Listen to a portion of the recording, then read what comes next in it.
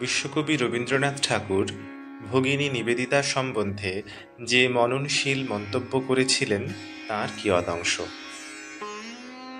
রবীন্দ্রনাথ বলছেন, শিবের প্রতি সতীর সত্যকার প্রেম ছিল বলিয়াই তিনি অর্ধাসনে অনশনে অগ্নিতাপ সহ্য করিয়া আপনার অত্যন্ত সুকুমার দেহ ও চিত্তকে কঠিন তপস্যায় সমর্পণ করিয়াছিলেন।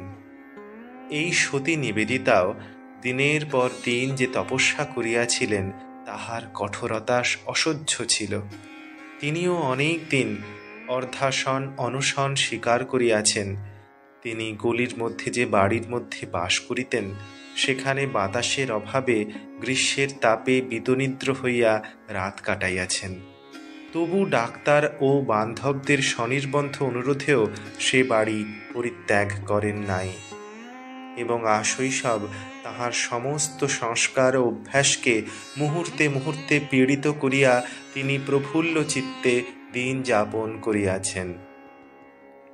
ইহা যে সম্ভব হইয়াছে এবং এই সমস্ত স্বীকার করিয়াও শেষ পর্যন্ত তাহার তপস্যা ভঙ্গ হয় নাই, তাহার একমাত্র কারণ ভারতবর্ষের মঙ্গলের প্রতি তাহার প্রীতি একান্ত সত্য ছিল, তাহা মোহ ছিল না।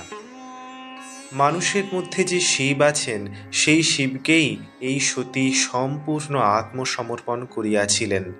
এই মানুষের অন্তর্কৈলাসের শিবকেই যিনি আপন স্বামীরূপে লাভ করিতে চান, তাহার সাধনার মতো এমন কঠিন সাধনা আর কার আছে? শিবের মধ্যেই যে সতীর মন ভাবের রস পাইয়াছে, তিনি কি বাহিরের ধনযৌবন রূপ ও আচারের মধ্যে তৃপ্তি খুঁজিতে পারেন?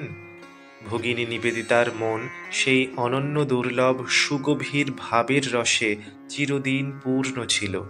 এই জন্যই তিনি দরিদ্রের মধ্যে ঈশ্বরকে দেখিতে পাইয়াছিলেন এবং বাহির হইতে যাহার রূপের অভাব দেখিয়া রুচিবিলাসীরা ঘৃণা করিয়া দূরে চলিয়া যায়, তিনি তাহারই রূপে মুগ্ধ হইয়া তাহারই কণ্ঠে নিজের অমর জীবনের শুভ্র বরমাল্য সমর্পণ করিয়াছিলেন।